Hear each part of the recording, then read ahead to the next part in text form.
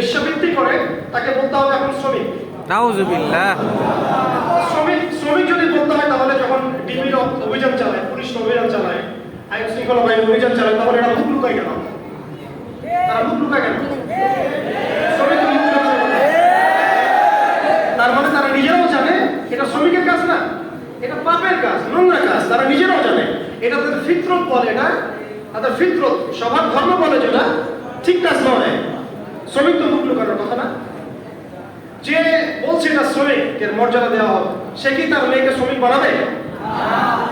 দেখছেন খেয়াল করে? যারা এই নারী নীতি প্রবর্তন করতেছে তারা কি ওদের মেয়েদেরকে এরকম শ্রমিক বানাবে?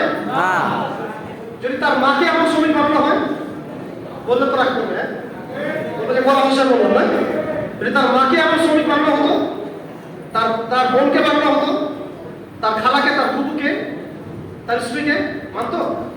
মানবে? দেখেন তারা নিজেরা কিন্তু এগুলো করবে না, নিজেরা স্বীকৃতি দিবেও না, নিজেরা এই পেশায় যাবেও না, কিন্তু আমাদের মুসলিম সমাজের মধ্যে জিনাকে ছড়ানোর জন্য এই পায়তারা করছে। সামাজিকভাবে আমাদেরকে যেন আধ্যাত্মিকত্ব না থাকে, আমাদের উপর যেন আল্লাহর গজব নেমে আসে, এটা ওদের প্ল্যান। এভাবে সুদ ছড়াই দিচ্ছে। আগে সুদ তো এখন ফরজ হয়ে গেছে, ঘরে ঘরে এনজিও তো ঘরে ঘরে ঢুকে গেছে, এইভাবে